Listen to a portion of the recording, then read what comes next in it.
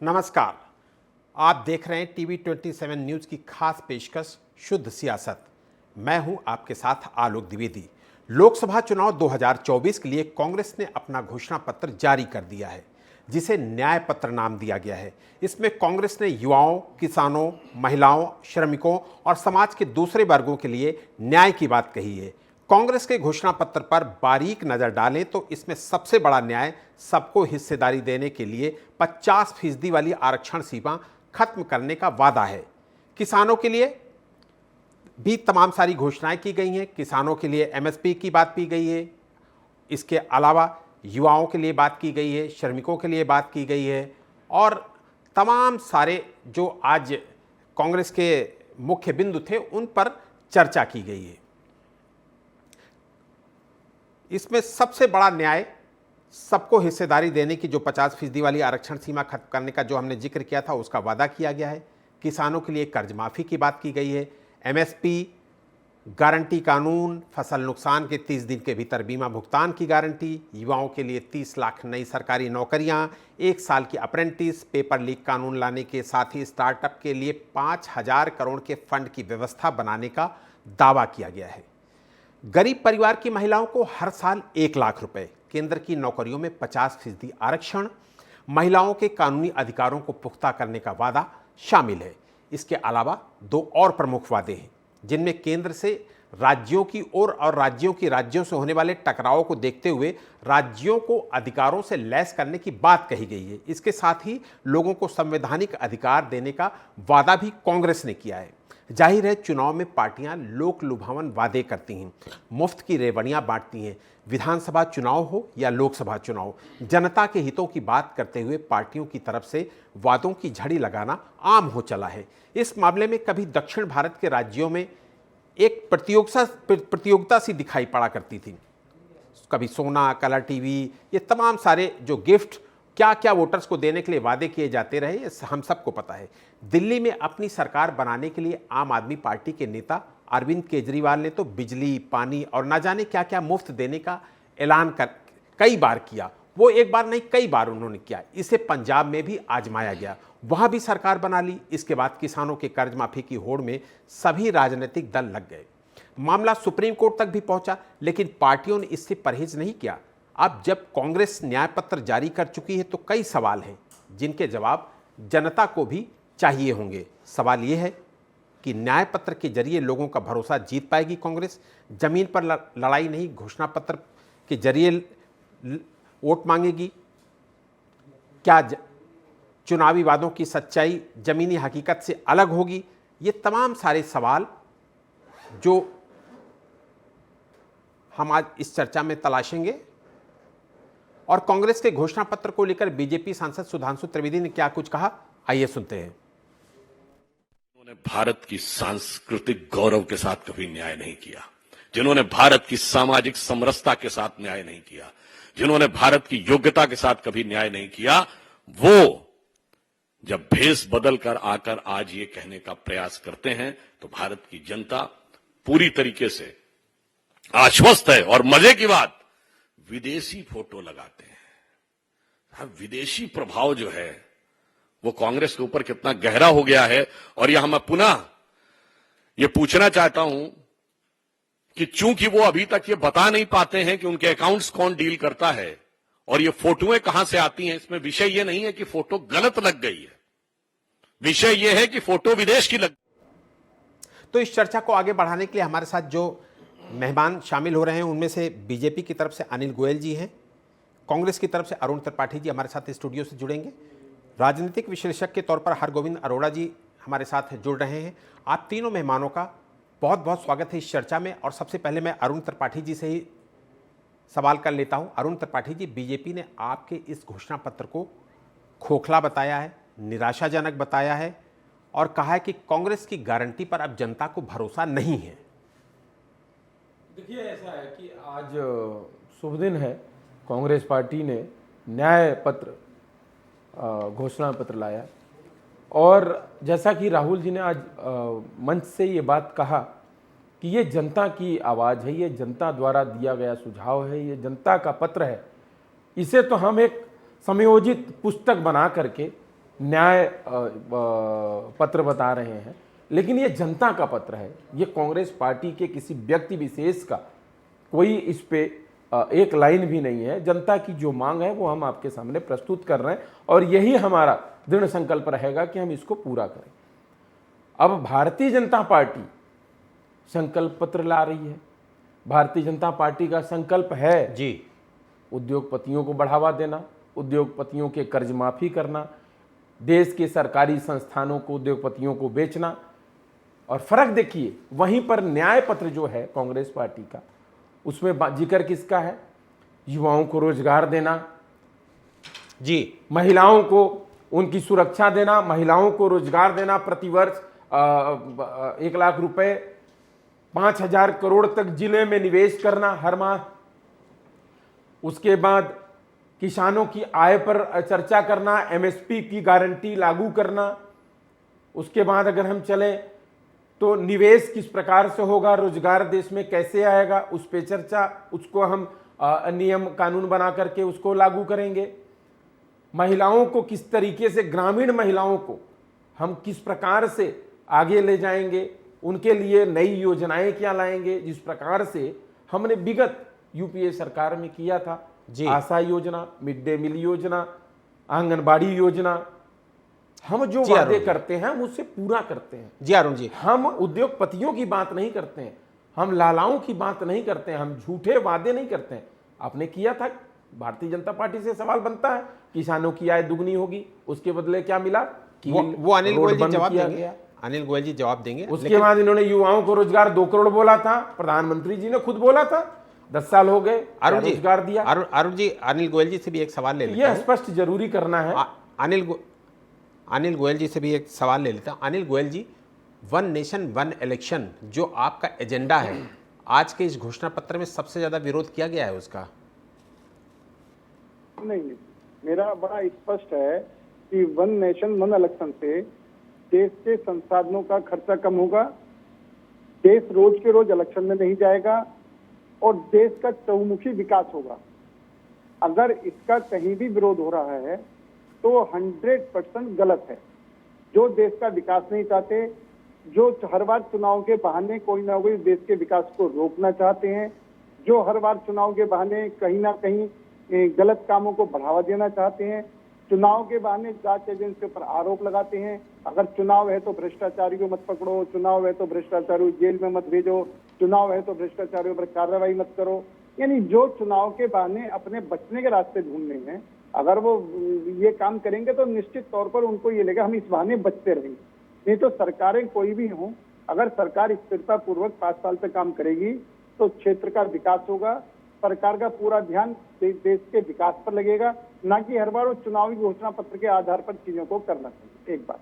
दूसरी बात, मेरे भाई एक बात कह रहे थे एमएसपी की गारंटी। अब ये एमएसपी की गारंटी की बात कर रहे थे। 2006 में स्वामीनाथन की रिपोर्ट आई, 2014 तक इनकी सरकार रही, इन्होंने एमएसपी लागू नहीं करा। उसके बाद में भी स्टेटों में जिनकी सरकारें थी, कभी ये एमएसपी लागू कर सकते थे, वहां भी एमएसपी लागू नहीं करा। तो जनता ये कह रही कि जब इनका समय था, जब ये कर सकते थे, तब इन्होंने नहीं करा। अब कोई संभावना ही नहीं है इनकी सरकार बनेगी। तो जी बिल्कुल बिल्कुल आरोप अनिल लगा जी, दें। अनिल जी, हरगोविंद जी से भी एक सवाल ले लेता हूं। आपकी बात अभी आपके पास दोबारा आऊंगा। हरगोविंद जी, आपको हमारी आवाज आ रही ना? जी जी। 5 न्याय 25 गारंटी अपने घोषणा पत्र में कांग्रेस ने आज जिक्र किया उसका। दूसरी तरफ मोदी की भी गारंटी है। किसकी गारंटी किस पर भारी पड़ेगी, ये आपका क्या आकलन है? वंदे मातरम, आवाज सुन पा रहे हैं आप? जी। वंदे मातरम। देखिए, भारत के आजादी से पहले और आजादी के बाद तक क्या देखा? उपनिवेशवाद, गांधीवाद, परिवारवाद, समाजवाद और अब लोकतंत्र का मॉडिफाई रूप बाजारवाद। अब बाजारवाद के इस दौर में जो नैतिक मूल्यों का पतन है, देखिए वो तो स्वाभाविक सा दिख रहा है।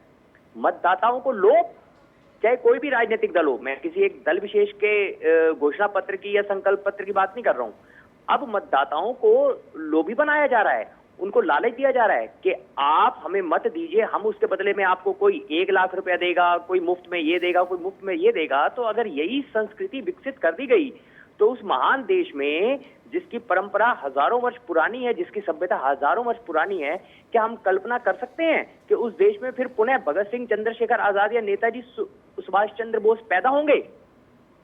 क्या देश को मांडवा बनाया जा रहा है कि मैं आपको अफीम दूं, आप उसको चाटो और आप मुझे केवल उसके बदले मत दे दो?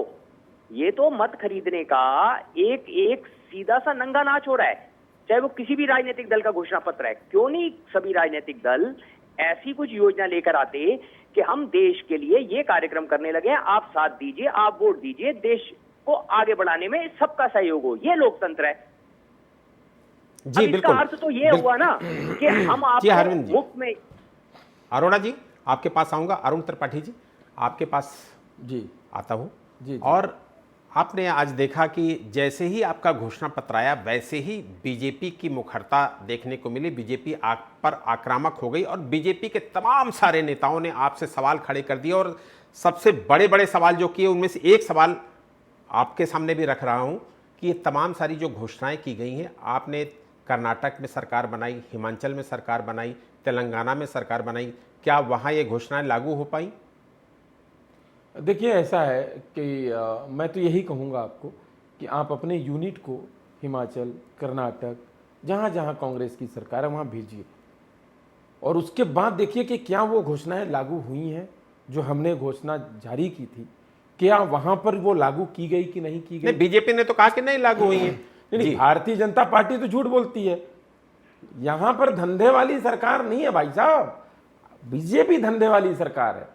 बीजेपी के घोषणा पत्र में उद्योगपतियों का जिक्र होता है, इलेक्टरल बॉन्ड पे वो धंधा करते हैं, यहां नहीं होता है। अभी गोयल साहब बोल रहे थे, गोयल साहब बहुत कैलकुलेटिव व्यक्ति हैं, अनिल गोयल हो या पीयूष गोयल हो, कि भाई खर्चा बढ़ रहा है, खर्चा हो रहा है। इनको प्रधानमंत्री जी के 8,500 करोड़ के खर्चे नहीं दिखते, इनके अडानी के कर्जे माफी के खर्चे नहीं दिखते।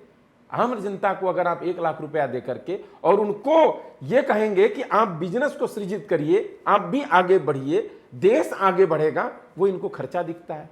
देखिए फर्क क्या है, ये मानसिकता का फर्क है। एक तरफ तो उद्योगपतियों को देश बेचा जा रहा है, लाखों करोड़ रुपए लोन दिए जा रहे हैं, लाखों करोड़ रुपए कर्ज माफी की जा रही है। दूसरी तरफ आम जनमानस को अगर सहूलियत दे करके उनको उनके पैरों पर खड़ा होने के लिए कांग्रेस ने एक न्याय पत्र लाया है, तो उसका विरोध किस प्रकार से हो रहा है, यही समझना है। ये आम जनमानस समझ चुका है बिल्कुल कि ये जो सरकार चल रही है कभी हमारी नहीं हो सकती। किसान समझ चुका है कि किले दीवार खड़ी की जा रही है, ऐसे फोर्स लगाए जा रहे हैं जैसे छावनी में तब्दील कर दिया हो, जैसे कि दूसरे देश में हम जा रहे हैं। ये पूरे देश के आम जनमानस को समझ आ चुका है और उसी का परिणाम है कि बौखलाहट में लोग कुछ भी बोल जा रहे हैं। इन्हें ये पता ही नहीं कि आपने इतनी धांधली करी, इतने इलेक्टोरल बॉन्ड में पैसे जुटाए हैं, इसका जवाब तो आपको देना पड़ेगा। सत्ता आने दीजिए, उस पर भी कार्रवाई होगी। महिलाओं के लिए 1 लाख रुपए देने की बात कही गई है, फिर वो बिलो पॉवर्टी लाइन जो हम लोगों के यहाँ जो मानक है उससे वो बाहर हो जाएंगे। ऐसे में क्या मतलब जो उनको राशन मिलता है बिलो पॉवर्टी लाइन वालों को, तो फिर इसका मतलब कि वो 1 लाख आपने दिया, राशन की व्यवस्था खत्म, उनकी जो मुफ्त राशन मिलता था उनको अभी तक वो सारी चीज़ें खत्म हो जाएंगी। देखिए ऐसा है कि ये अभी बस एक न्याय पत्र जो है वो एक प्रारूप दिया गया है, इस पर बाकायदा एक कानून बनाया जाएगा। कोई भी योजना लागू करने से पहले सारी कमेटियां बैठ करके उस पर स्वीकृति करती हैं और उसके बाद उसको लागू किया जाता है, उसका प्लस माइनस देख करके। ऐसा नहीं है कि भारतीय जनता पार्टी जीएसटी लागू कर दो, उसके बाद 3 बार उसमें संशोधन करते रहो। अनिल गोयल जी नहीं करना क्या है, अनिल गोयल जी एमएसपी लागू करो, उसके बाद जब किसान आंदोलन करे तो माफी मांगना पड़े। ये अनिल गोयल जी की सरकार में नहीं होता है। बिल्कुल। अभी जो इंडिया गठबंधन की सरकार बनेगी उसमें इस प्रकार का कोई भी वो नहीं रहेगा कि हम कानून लागू करने के बाद फिर उसके बाद पता चले माफी मांगते फिरने की जी गलती हो गया। हमारे यहाँ अरुण जी आपके पास आऊंगा, अरुण जी आपके पास आऊंगा। अनिल गोयल जी, इस घोषणा पत्र की चर्चा के साथ साथ इलेक्टोरल बॉन्ड को लेकर आप पर सवालिया निशान खड़ा कर दिया गया है। देखो मैं इलेक्ट्रो बॉन्ड पर ही इनसे बात करना चाहता हूँ। हमारे 300 कुछ सांसद हैं, हमको 6,000 करोड़ मिला, विपक्ष के 200 कुछ सांसद हैं, उनको 14,000 करोड़ रुपए, यानी इलेक्ट्रिक बॉन्ड किसको अधिक मिला? विपक्षी दलों। इसी तरीके से ममता बनर्जी जिसको सबसे ज्यादा मिला, अगर हम सांसदों की दृष्टि देखा जाए, हम अपने एमएलओ की दृष्टि देखा जाए, जहाँ जितनी जितनी हमारी स्टेट ऑफ सरकार है उसकी दृष्टि देखा जाए, तो भारतीय जनता पार्टी को सबसे कम चंदा मिला। आप अगर ये जिसका मतलब बड़ा परिवार होगा, धंधा देने के बाद भी चंदा कम मिल रहा है, ये आप टीवी पे कह रहे हैं। अरे भाई, इधर चंदा दो, फिर उसके बाद धंधा ले लो। आप हर दूसरे दिन आप नया टेंडर खोल रहे हैं। आप लोग भी पैसा दो, रिश्वत दो, धंधा लो, आप उसके बाद भी कह रहे हैं कम चंदा मिला है। आप एक काम करो कि इनको क्या देश बेचना चाह रहे थे क्या चंदा जुटाने के चक्कर में? आप ही बोलते रहो, बीजेपी वाले नहीं बोलेंगे। आप इनसे जब देश बेचना चाह रहे थे चंदा जुटाने के चक्कर में, जब ये करना क्या चाह रहे थे प्रभु? जब आपको बुलाए तो कोई बीजेपी वालों मत बुलाओ। आप सुनने की आप कांग्रेस खत्म इसलिए हुई है। कांग्रेस के खत्म होने का कारण ये है कि कांग्रेस किसी की नहीं सुनती, सिर्फ अपनी धाएं धाएं करती रहती है। जी बोलिए, आप जवाब देंगे। पत्रकारों को पता है अच्छे तरीके से कौन किसकी सुनता है। हम 10 साल हो गए, एक पत्रकार वार्ता नहीं किया है साहब ने।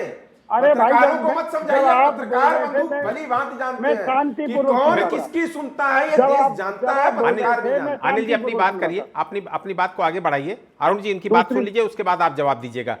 जी अनिल जी अपनी बात पूरी करिए। हाँ, मैं बिल्कुल करूँ। दूसरी बात क्या है कि इन्होंने मोदी की गारंटी की बात करी है। हमने तो जो कहा है वो करके दिखाया है। और हमने अगर हमारे पास जब जनसंघ के टाइम से भी जो हमारे सिद्धांत थे, हम आज तक उन पर ही टिके हुए। हमने धारा 370 हटाने का हमारा वायदा था, हमने धारा 370 हटाई। राम मंदिर बनाने का हमने वायदा था, राम मंदिर हमने बनाया। 3 तलाक हमारा हटाने वायदा, 3 तलाक हमने हटा करके दिखाया। हमने देश हित के अंदर, देश में आज तक सुरक्षा, हमारे बीजेपी के सरकार आने से पहले सुरक्षा सामग्री आयात होती थी। आज हम सुरक्षा सामग्री निर्यात भी करते हैं, आयात भी करते हैं, निर्यात भी करते हैं। आज देश में चारों तरफ सड़कों का जाल बिछा हुआ है। इनके टाइम में सड़कें इतनी नहीं बनती थी जितनी हमारे टाइम में सड़कें बन रही। आज अगर देश के ढांचे की बात करें तो चारों तरफ विकास की गंगा बह रही है। आज सही मायनों में चाहे किसान है, चाहे मजदूर है, सबको सब पर सरकार पहुंची हुई है। इनके टाइम में राजीव गांधी कहते थे हम 1 रुपया बेचते हैं 15 पैसे नीचे जाते हैं, यानी 85 पैसे भ्रष्टाचारी बेच करते थे। ये राजीव गांधी के शब्द है जी। और हम कहते हैं हम 1 रुपया बेचते हैं, 1 का 1 रुपया जाता। हमने ये बैंक में लोग, बड़े बड़े लोग बैंकों में खाते नहीं खुलवा पाते थे। आज हमने हम गरीब से गरीब के घर में जाकर बैंकों को बेच करके हमने खाता खुलवाया। चाहे आयुष्मान योजना हो, चाहे उज्ज्वला योजना हो, चाहे किसान सम्मान योजना हो। तो भारत अभी भ्रष्टाचार मुक्त हो गया है क्या अनिल जी? आपके अकॉर्डिंग तो भारत भ्रष्टाचार मुक्त हो गया है क्या? बिल्कुल मुक्त नहीं हुआ है। भ्रष्टाचारियों की जगह जेल में है। ये भ्रष्टाचारियों को धीरे धीरे पता चल रही है और भ्रष्टाचारी पकड़े भी जा रहे हैं, भ्रष्टाचारी जेल में भी जा रहे हैं।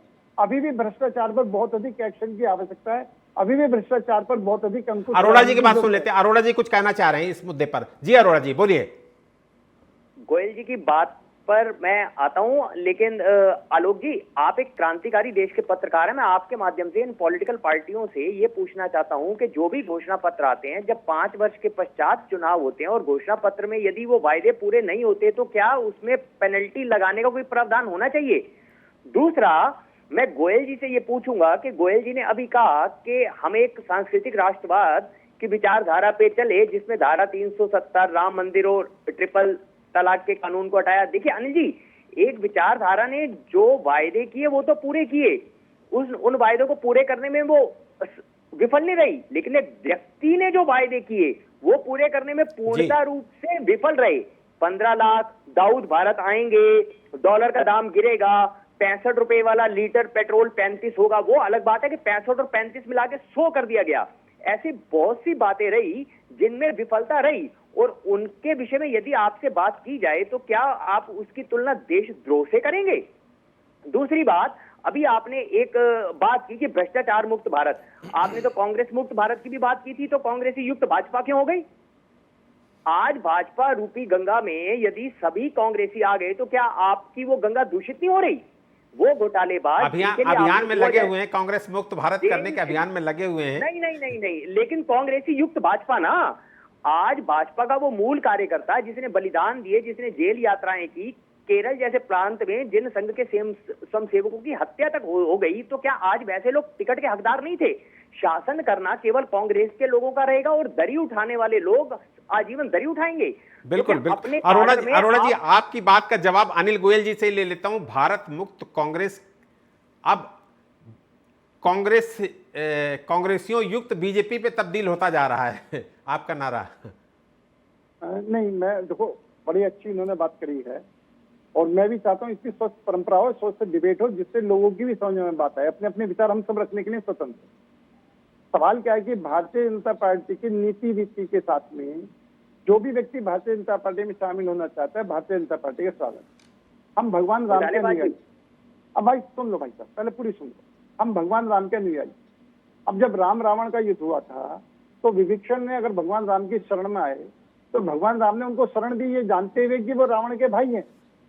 प्रश्न है कि अगर हमारे देश में स्वीकार तो किया आपकी सभी विभीषण आपके पास है। शरणागत को शरण देना ये बीजेपी का वो है कि सोच के हम जो भी हमारे पास शरण में आएगा, लेकिन बीजेपी की विचारधारा के अनुसार देश की सेवा प्रथम है, पार्टी भी द्वितीय है, हम राष्ट्र सामान्य पहला है, पार्टी बाद में है।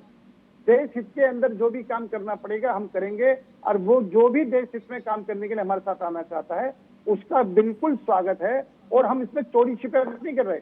हम ये बात नहीं करेंगे मतलब आप वॉशिंग मशीन हैं, आप वॉशिंग मशीन हैं गोयल जी, आप वॉशिंग मशीन हैं कि आप जैसे ही आपकी वॉशिंग मशीन में वो व्यक्ति जाएगा साफ सुथरा होकर निकलेगा। अनुयायी हैं।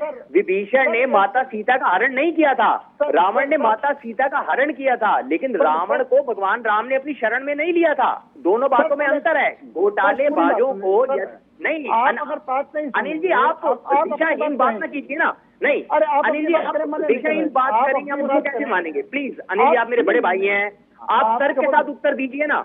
आप दिशाहीन बात ना कीजिए ना, आप तर्क के साथ उत्तर दीजिए। मैं सामान्य देश का नागरिक होने के नाते पूछने का अधिकार तो रखता ही हूँ, तो आप तर्क के साथ उत्तर दीजिए ना। आप दिशाहीन बात ना कीजिए ना। विभीषण ने माता सीता का हरण नहीं किया था, रावण ने माता सीता का हरण किया था, दोषी रावण थे। लेकिन आज कलयुग में परिस्थिति क्या है कि रावण राम की शरण में आकर दोष मुक्त हो रहे हैं। ये तो बात पहले से नहीं उतरेगी ना। आप अगर पूरी बात सुनेंगे नहीं तो उसका जवाब किसी बात से नहीं। आप एक बात बताएं कि जो कांग्रेस है, कांग्रेस के नेता राहुल गांधी और सोनिया गांधी जमानत तो बाहर है नहीं भ्रष्टाचार के मामले में। आप राहुल सोनिया को बोलिए ना जी। आप मुझे लालू यादव को, सर आप मेरी बात सुने, आप अब एक तरफ उंगली ना उठाएं। आप ये बात बताएं कि लालू यादव को चारा घोटाले में किसने जेल में भेजा? कांग्रेस ने। और आज वही लालू यादव इनकी गठबंधन के प्रमुख हिस्सेदार हैं। कांग्रेस पहले गलत थी या अब गलत है? या लालू यादव भ्रष्टाचारी? लालू यादव आप प्रश्न का उत्तर ही नहीं दे रहे, आप बात में गुमराह कर रहे हैं। अनिल जी आप अगर आप मुझे देश में सरकार चलाने का दायित्व है, नागरिक होने के नाते चुनाव के समय में हम पूछ सकते हैं ना। अनिल जी आप उनका उत्तर दीजिए। आप दाएं बाएं क्यों? अनिल जी अरुण जी, हम दाएं बाएं नहीं कर रहे। आप अगर सुनोगे अनिल जी और अरोड़ा जी, अब अरुण जी से एक सवाल ले लेता हूं। अरुण जी आप कुछ बोलना चाह रहे हैं? मैं कुछ बोलना चाह रहा हूं। जी बोलिए, उसके बाद आपसे एक सवाल पहले तो मैं अरोड़ा जी को सैल्यूट करूंगा कि काफ़ी डिबेट्स करता हूं मैं, कई डिबेट्स पे बैठा हूं, राजनीतिक विश्लेषक आते हैं, लेकिन ऐसे राजनीतिक विश्लेषक से जब मुलाकात होती है तो अच्छा लगता है कि कम से कम वो राजनीतिक विश्लेषक ये नहीं कहते कि राजनीतिक पार्टियां तो ऐसे करती हैं, जिससे प्रश्न होना चाहिए उससे करते हैं। ये अरोड़ा जी ने आज किया और वो अच्छा लगा। बिल्कुल, इन्होंने कहा कि और भी वादे थे आपके, 15 लाख, दाऊद आएगा, 2 करोड़ रोजगार। जब ये चीजें कोई पूछता है तब ये लगता है कि हाँ लोकतंत्र है। अरुण जी आपके भी बहुत सारे वादे हैं। दूसरी चीज मैं भारतीय जनता पार्टी के मित्र का भी धन्यवाद कहूंगा कि कम से कम आपने एक चीज स्वीकार किया कि आपके यहाँ जो गए हैं आपने उनको विभीषण कहा। ये मादा कम लोगों में।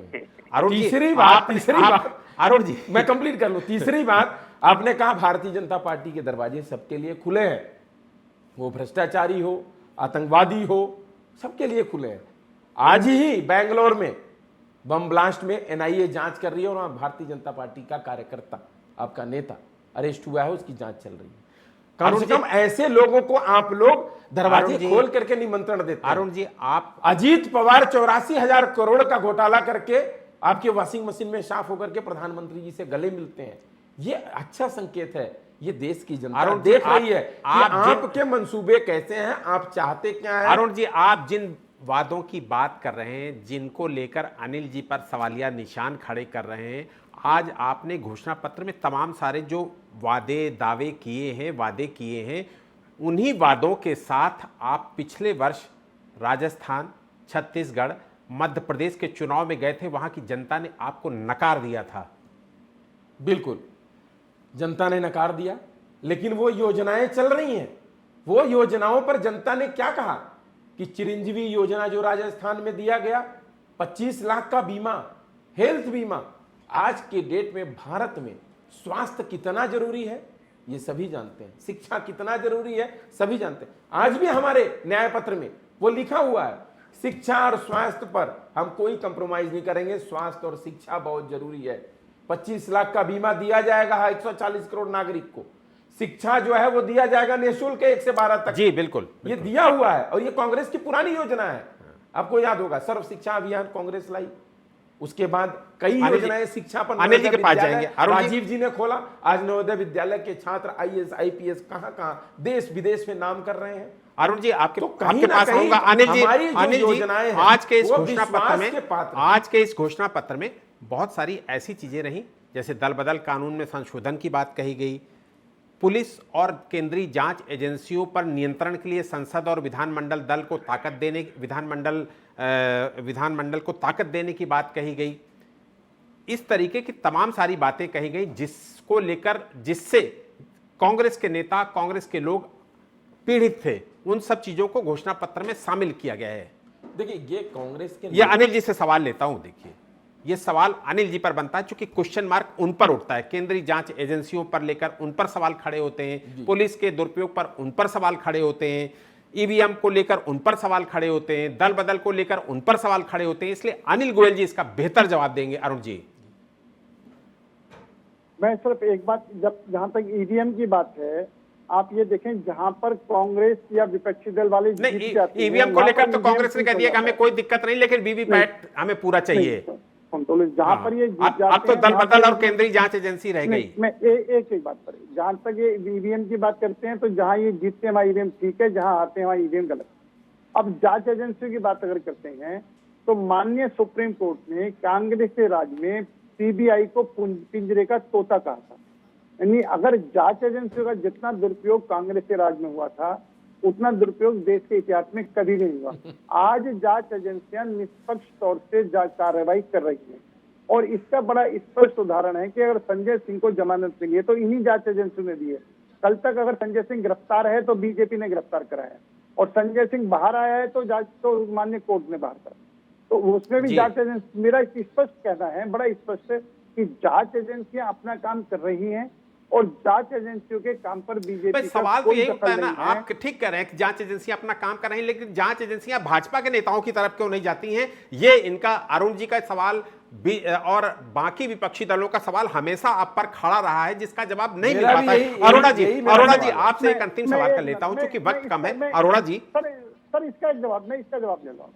संक्षिप्त में, आपके पास 10 सेकंड है, 10 सेकंड है अनिल जी, 10 सेकंड में बात खत्म करिएगा। अगर जांच एजेंसी बीजेपी वालों के खिलाफ कार्रवाई नहीं करें तो ये लिखित में शिकायत क्यों नहीं करते? जांच एजेंसी के पास जाके क्यों नहीं बात करते?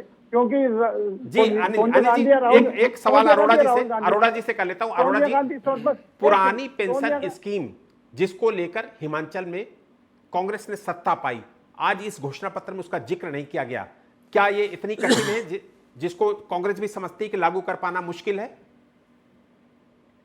देखिए, सबसे पहले तो कांग्रेस ललायित है सत्ता में आने के लिए। अब कांग्रेस जो एक नीति कांग्रेस के पास नहीं है, राजनीति का यदि संधि विच्छेद करें तो कांग्रेस राज तो करना चाहती है, लेकिन उसके पास कोई ऐसी नीति, कोई ऐसी योजना नहीं है। अब यही कारण है कि घोषणा पत्र में बहुत सी प्रमुख बातें शायद इनसे छूट गई हों, लेकिन देश का मैं चर्चा को यही विराम देना पड़ेगा। अब देखना यह होगा कि मोदी की गारंटी पर देश चलता है या फिर कांग्रेस के चुनावी घोषणा पत्र पर। आप हमारे साथ बीजेपी की तरफ से अनिल गोयल जी, आप हमारे साथ शामिल हुए, आपका बहुत बहुत स्वागत, आपका बहुत बहुत शुक्रिया। और कांग्रेस की तरफ से अरुण त्रिपाठी जी हमारे साथ स्टूडियो में शामिल हुए, आपका भी बहुत बहुत शुक्रिया। और राजनीतिक विश्लेषक के तौर पर हमारे साथ हरगोविंद अरोड़ा जी शामिल हुए, आपका भी बहुत बहुत शुक्रिया। खबरों का सिलसिला यूं ही जारी रहेगा। आप देखते रहिए देश और दुनिया की बड़ी खबरों के लिए TV 27 न्यूज़।